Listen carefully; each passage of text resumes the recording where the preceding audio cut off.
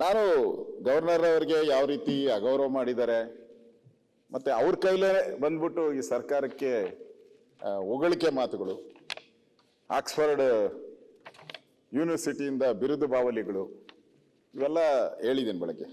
ಆ ವ್ಯಕ್ತಿ ಹೆಸರನ್ನು ಕೂಡ ನಾನು ಹೇಳಿದ್ದೀನಿ, ವ್ಯಕ್ತಿ ಹೆಸರು ಹೇಳಲಿಲ್ಲ.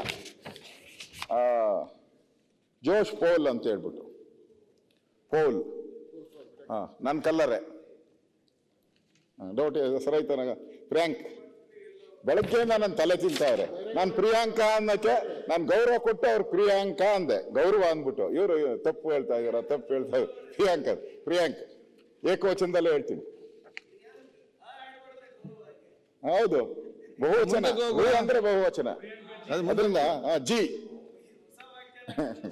ಅದರಿಂದ ಈ ನನಗೆ ಅನ್ಸಂತು ಒಬ್ಬ ಮುಖ್ಯಮಂತ್ರಿಗಳು ಯಾರದಿಂದ ಬಿರುದುಗಳು ತಗೊಬೇಕು, ಯಾರಿಂದ ಅವಾರ್ಡ್ಗಳು ತಗೊಬೇಕು ಅಂದ್ರೆ, ಒಬ್ಬ ಮುಖ್ಯಮಂತ್ರಿ 16 ಬಜೆಟ್ ಮಂಡನೆ ಮಾಡಿದ್ದಾರೆ. ರಾಷ್ಟ್ರಪತಿಗಳಿಂದ ಅವಾರ್ಡ್ ತಗೊಬೇಕು.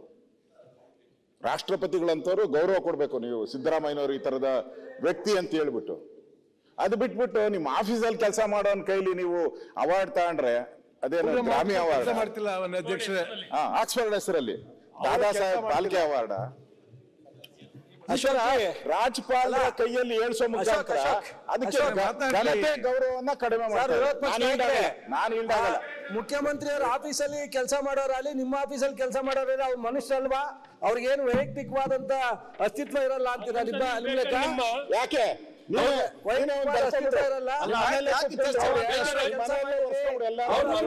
ಹೇಳಕ್ ಅಕ್ಕಿಲ್ವಾ?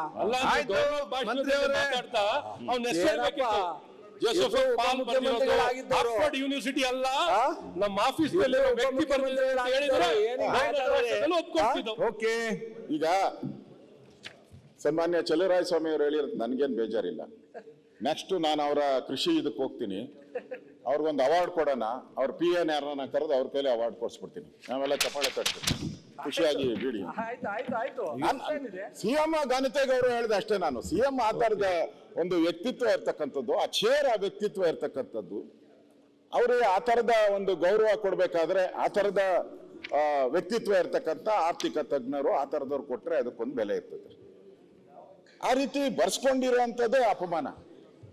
ನನಗೆ ಅನ್ಸುವಂಥದ್ದು 20 ತಿಂಗಳಾಯ್ತು ಅಲ್ಲ, ಅವಾಗ ಒಂದ್ಸರಿ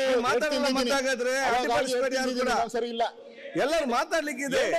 ಸನ್ಮಾನ್ಯ ಅಧ್ಯಕ್ಷರೇ,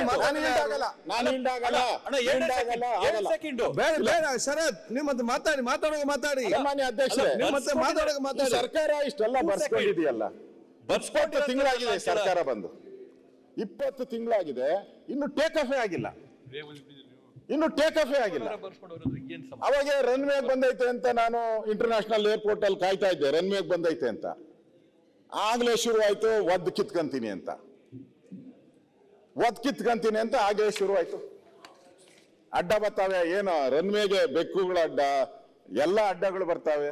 ನಿಮ್ದು ಟೇಕ್ ಆಫೇ ಆಗದೆ ಇರೋ ಸರ್ಕಾರಕ್ಕೆ ಅವಾರ್ಡ್ಗಳು ಹೆಂಗ್ ಕೊಡ್ತಾರೆ ನಿಮ್ಗೆ ಜನ? ಅವಾರ್ಡ್ಗಳ ಈ ವ್ಯವಸ್ಥೆ ಹೆಂಗ್ ಬರ್ತೈತೆ ನಿಮ್ಗೆ? ಅದರಿಂದ ನಾನು ಸನ್ಮಾನ್ಯ ಮುಖ್ಯಮಂತ್ರಿಗಳಿಗೆ ಗೌರವ ಕೊಟ್ಟು ಹೇಳ್ತಾ ಇದ್ದೀನಿ, ಇನ್ನು ಮುಂದೆ ಈ ತರ ಹೊಗಳು ಭಟ್ರ ಕೈಲಿ ಅವಾರ್ಡ್ಗಳನ್ನ ತಗೊಂಬೇಡಿ.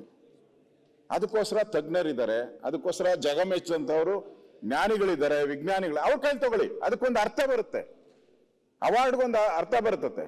ಈ ತರ ಮನೇಲಿ ಕೆಲಸ ಮಾಡೋರ್ ಕೈಲೆಲ್ಲ ನೀವು ಅವಾರ್ಡ್ ತಗೊಂಬಿಟ್ರೆ, ಅದು ರಾಜ್ಯಪಾಲರ ಕೈಲಿ ಓಡಿಸ್ಬಿಟ್ರೆ ರಾಜ್ಯಪಾಲರಿಗೂ ಅವಮಾನ.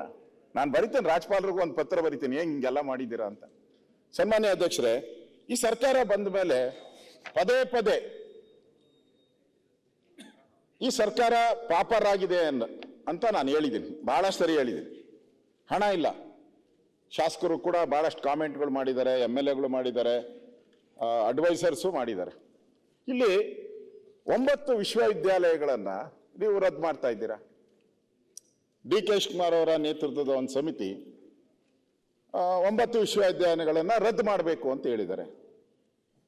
ಏನು ವಿದ್ಯಾಭ್ಯಾಸನ ಹೆಚ್ಚು ಮಾಡಕ್ಕೆ ಹೇಳಿದಾರೋ ಅಲ್ಲ ವಿದ್ಯಾಭ್ಯಾಸ ಕುಂಠಿತ ಮಾಡಕ್ಕೆ ಹೇಳಿದಾರೋ ನನ್ಗೆ ಅರ್ಥ ಆಗಿಲ್ಲ. ಯಾಕೆ DK ಶಿವಕುಮಾರ್ ಅವ್ರನ್ನ ಇದು ಮಾಡಿದ್ದಾರೆ? ಹಿಂದೆ ಇವರೇ ಮಂತ್ರಿ ಆಗಿದ್ರು. ಒಂದು ಸಮಿತಿ, ನಾನು ಪರಮೇಶ್ವರ್ ಅವರು ಆಕ್ಚುಲಿ ಪರಮೇಶ್ವರ್ ಅವರು ಅದಕ್ಕೆ ಚೇರ್ಮನ್ ಆಗ್ಬೇಕಾಯ್ತು. ಇದು ನರ್ಸಿಂಗ್ ಕಾಲೇಜುಗಳು ಅವ್ರು ಅವಾಗ ಮಿನಿಸ್ಟ್ರು, ಹೆಲ್ತ್ ಮಿನಿಸ್ಟ್ರು ಅಲ್ಲ sir, health minister, higher education minister, higher education minister ಕೈ ಕೆಳಗಡೆ ಎಲ್ಲ ಒಂದು ಆಗ್ಬೇಕಾಗಿತ್ತು, ಏನು ಕಾಲೇಜುಗಳು ಕೊಡೋದು. ಇವ್ರನ್ನ ಸೈಡ್ಗೆ ಹಾಕ್ಬಿಟ್ರು, ಅವ್ರು ಕೂತ್ಕೊಂಡ್ಬಿಟ್ರು. ಏನ್ ಕೊಟ್ಟಿದ್ದೆ ಸಾವಿರಾರು ಬೀದಿಗೆ. ನಾನು ನೋಡಿದೆ ನಮ್ಮ ನಾಯಂಡಹಳ್ಳಿ ಹತ್ರ ಒಂದೇ ಬಿಲ್ಡಿಂಗು 3 ಬೋರ್ಡು, ಪೂರ್ವಕ್ಕೊಂದು, ಪಶ್ಚಿಮಕ್ಕೊಂದು, ಉತ್ತರಕ್ಕೊಂದು ಬೋರ್ಡು. ಏನ್ ಫೆಸಿಲಿಟಿನೇ ಇಲ್ಲ. ಯಾವ ಮಾನದಂಡದಲ್ಲಿ ಕೊಟ್ರಿ? ಈಗ ನಾನು ಹೇಳ್ತಾ ಇರೋದು ಈ 9 ಯೂನಿವರ್ಸಿಟಿಗೆ ಕೊಡ್ಬೇಕಾದ್ರೆ ಇದ್ರ ಮೇಲೆ ಮಾನದಂಡ ಇದೆ. ಸುಮ್ನೆ ಏನ್ ಕೊಟ್ಟಿಲ್ಲ, ಮಾನದಂಡದ ಮೇಲೆ ಕೊಟ್ಟಿರೋದು ನಾವು. ಏನ್ ಮಾನದಂಡ? Department of higher education gross enrolment ratio GER district wise 2015-16ರಿಂದ 2020-21 ಅದರಲ್ಲಿ ಏನು ಹೇಳ್ತೈತೆ? ಇಲ್ಲಿ ನಮ್ಮ ಇವರು ಇದಾರಲ್ಲ, ಅಲ್ಲ ಇವರು ಜಾಸ್ತಿ ಆಗಿರೋರು ನಮ್ಮ ದಕ್ಷಿಣ ಕನ್ನಡ ನೋಡು, ಅವರು ಮಕ ಕಳೆ ಬಂದ್ಬಿಡ್ತು ನಮ್ಮ ಸ್ಪೀಕರ್. 65.58%. ಅಂದ್ರೆ ಹೈಯರ್ ಎಜುಕೇಶನ್ಗೆ ಹೋಗುವಂಥವ್ರು, ಗ್ರಾಜುಯೇಷನ್ಗೆ ಹೋಗುವಂಥವ್ರು ನಿಮ್ಮಲ್ಲಿ ಗ್ರಾಸ್ ಹೇಳಿದೆ, ಗ್ರಾಸ್ ಎನ್ರೋಲ್ಮೆಂಟ್ ರೇಷಿಯೋ ಫಸ್ಟ್ ಓದ್ದೆ ಅದನ್ನೇ. ಅಲ್ಲಿ ಎಷ್ಟಿದೆ ಅಂತ ಹೇಳಿದ್ರೆ 65.58%. ಟಾಪ್, ನೀವೇ ಟಾಪ್. ಈಗ ಸದ್ಯಕ್ಕೂ ನೀವೇ ಟಾಪ್, ನಮ್ಗಿಂತ ಮೇಲೆ ಕೂತಿದ್ದೀರ ಟಾಪ್. ಸನ್ಮಾನ್ಯ ಅಧ್ಯಕ್ಷರೇ, ಬಾಗಲಕೋಟೆ 25%. ಎಲ್ಲಿನ ನಿಮಗೂ ಅವ್ರಿಗೂ ಅಜಗಜಾಂತರ ಬಾಗಲಕೋಟೆಗೆ. ಆಮೇಲೆ ಚಾಮರಾಜನಗರ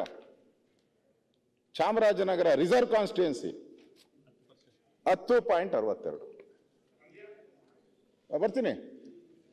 ನೀನ್ ನನ್ನ ಫ್ರೆಂಡ್, ನಿನ್ ಬಿಟ್ಬಿಟ್ರೆ ಬಿಡ್ತೀಯ? ನಮ್ಮ ಮೊನ್ನೆನೇ ಹೋದಾಗ ಅಲ್ಲಿ ಅಟ್ಯಾಕ್ ಮಾಡಿದ್ಯಾ? 10%. ಮಂಡ್ಯ ಬೇಕಾ? ಮಂಡ್ಯ ಅಂದ್ರೆ ಇಂಡಿಯಾ. ನಾನು ಹೇಳಿಲ್ಲ ಅಂದ್ರೆ ಹೇಳ್ತಾರೆ, ಮಂಡ್ಯ ಅಂದ್ರೆ ಇಂಡಿಯಾ. ಅಲ್ಲೆಷ್ಟು ಗೊತ್ತಾ? 20.96%. 20% ಮಂಡ್ಯದಲ್ಲಿ. ಕೊಡಗು ಅಲ್ಲೂ ಕೂಡ 16%. ಹಾಸನ್ 15%. ಹಾವೇರಿ 45%. ಕೊಪ್ಪಳ 16%. ಈ ಆಧಾರದ ಮೇಲೆ ಎಲ್ಲೆಲ್ಲಿ ಎಜುಕೇಶನ್, ಹೈಯರ್ ಎಜುಕೇಶನ್ ಕುಂಠಿತ ಆಗ್ತಾ ಇದೆ, ಅದನ್ನ ನಾವು ಮಂಗಳೂರು ಲೆವೆಲ್ಗೆ ತರಬೇಕು, ಉಡುಪಿ ಲೆವೆಲ್ಗೆ ತರಬೇಕು. ಅವ್ರಿಗೂ ಆ ರೀತಿಯಾದಂಥ ಒಂದು ಇಲ್ಲಿರುವಂಥ SC ST ಜನಾಂಗ ಇರ್ಬೋದು, ಬೇರೆ ಜನಾಂಗ ಇರ್ಬೋದು, ಅವ್ರಿಗೆ ಒಂದು ಅವಕಾಶ ಸಿಗಲಿ ಅಂತೇಳಿ ಈ 9 ಯೂನಿವರ್ಸಿಟಿನ ಮಾಡಿದ್ದು. ಆ ಮಂಡ್ಯ ಯೂನಿವರ್ಸಿಟಿಗೆ ಈಗ ನನಗೆ ಮಾಧ್ಯಮದಲ್ಲಿ ಬಂದಿರೋದು ಅಲ್ಲ, ಆಮೇಲೆ ಮಾತಾಡೋಣ. ಅವರು ಫಸ್ಟ್ MLAಗೆ ಅಧಿಕಾರ, ಆಮೇಲೆ ಡಿಸ್ಟ್ರಿಕ್ಟ್ ಮಿನಿಸ್ಟ್ರು. ಫಸ್ಟ್ MLA ಮಾತಾಡಲಿ, ಆಮೇಲೆ ಡಿಸ್ಟ್ರಿಕ್ಟ್ ಮಿನಿಸ್ಟರ್ ಮಾತಾಡಲಿ. ಅವಕಾಶ ವಂಚಿತರಿಗೆ, ಇವರೆಲ್ಲ ಮಂಡ್ಯದವರೆಲ್ಲ ಮೈಸೂರಿಗೆ ಹೋಗ್ತಾ ಇದ್ರು. ಇವತ್ತು ಮಂಡ್ಯ ಯೂನಿವರ್ಸಿಟಿಗೆ ರಾಜ್ಯ ಸರ್ಕಾರ ಏನಲ್ಲ, ಕೇಂದ್ರ ಸರ್ಕಾರನೂ ದುಡ್ಡು ಕೊಟ್ಟಿದೆ. ಅದಕ್ಕೆ 50 ಕೋಟಿ ಕೊಟ್ಟಿದೆ ಕೇಂದ್ರ ಸರ್ಕಾರ. ಬಿಲ್ಡಿಂಗ್ ಇದೆ, ಬಿಲ್ಡಿಂಗ್ ಕಟ್ಬಿಟ್ಟಿದ್ದಾರೆ, ಆಲ್ರೆಡಿ ಬಿಲ್ಡಿಂಗ್ ಇದೆ. ಆ ಬಿಲ್ಡಿಂಗ್ ಇದ್ರೂ ಕೂಡ ವಿದ್ಯಾರ್ಥಿಗಳಿದ್ದಾರೆ ಅಲ್ಲಿ, ಅದರಲ್ಲಿ ಹೆಚ್ಚು ಹೆಣ್ಮಕ್ಳಿದ್ದಾರೆ ಅಲ್ಲಿ. ನೀವು ಅದನ್ನ ರದ್ದು ಮಾಡ್ತೀನಿ ಅಂದ್ರೆ ಹೆಂಗೆ? ಕೇಂದ್ರ ಸರ್ಕಾರದಿಂದ ದುಡ್ಡು ಯಾಕೆ ತಗೊಂಡ್ರಿ? ಹಾಗಾರೆ ಖರ್ಚು ಹೆಂಗ್ ಮಾಡಿದ್ರಿ ನೀವು? ಇವಾಗ ಹೆಂಗ್ ರದ್ದು ಮಾಡ್ತೀರಾ? ಗಾಣಿಗ ಎಲ್ಲಪ್ಪ, ಗಾಣಕ್ಕೆ ಹಾಕೊಂಡು ರುಬ್ಬಿಡ್ತಾರೆ. ನೀನೇನ ಅಲ್ಲಿ ಏನಾನ ಹೋದ್ರೆ ನಿಮ್ಗೆ ಅಲ್ಲಲ್ಲ, ನಾನು ಆಲ್ರೆಡಿ ಉಪಮುಖ್ಯಮಂತ್ರಿಗಳಿಗೆ, ನಮ್ಮ ಮಂತ್ರಿಗಳಿಗೆ ಹೇಳಿದ್ದೀನಿ. ಅಲ್ಲಿನ ಸಾರ್ವಜನಿಕರು, ವಿದ್ಯಾರ್ಥಿಗಳು ಈ ವಿಶ್ವವಿದ್ಯಾನಿಲಯ ಬೇಕು, ಅದನ್ನ ರದ್ದು ಮಾಡಬೇಡಿ ಅಂತ ಮಂಡ್ಯದ ಜನತೆಗಳ ಪರವಾಗಿ ಕೇಳ್ಕೊಂಡಿದ್ದೀನಿ. Very good.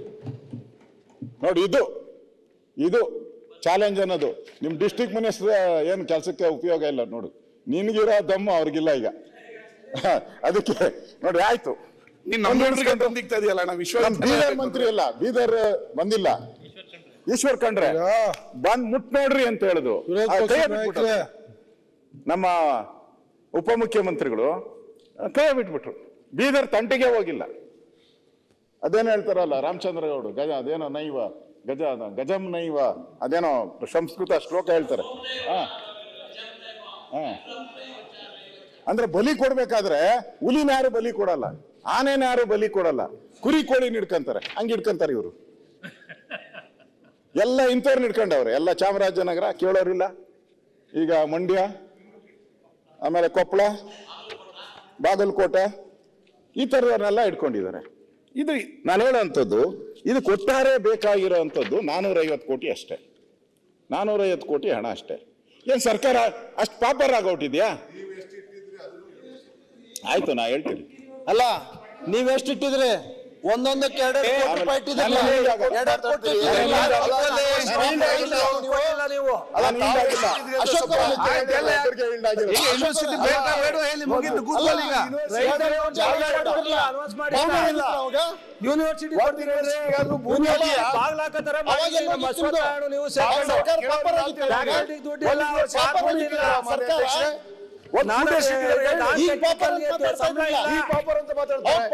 ಯೂನಿವರ್ಸಿಟಿ ಯೂನಿವರ್ಸಿಟಿ ತರ ಮಾಡಿದ್ರೇನಪ್ಪ? ಕಾಲೇಜ್ ಮಾಡಿದ್ರೆ ಅಲ್ಲ. ಮಾನ್ಯ ಅಧ್ಯಕ್ಷರೇ, ನಮ್ ಜಿಲ್ಲೆಯಲ್ಲಿ ಒಂದು ಹಳೆ ಜಮಖಂಡಿಯಲ್ಲಿ ತಹಸೀಲ್ದಾರ್ ಕಚೇರಿಯಲ್ಲಿ ಮಾಡಿದ್ದಾರೆ. ಮಾನ್ಯ ಅಧ್ಯಕ್ಷರೇ, ಅಲ್ಲ, ತಹಸೀಲ್ದಾರ್ ಕಚೇರಿಯಲ್ಲಿ ಹೋಗಿ ಯೂನಿವರ್ಸಿಟಿ ಮಾಡಿದ್ದಾರೆ. ಪ್ರಸಾದ್ ಕೂತ್ಕೊಳ್ಳಿ. ನ್ಯೂಸ್ ಫಸ್ಟ್, ನಿರ್ಭೀತಿಯಿಂದ ನಿಮ್ಮ ಪರವಾಗಿ.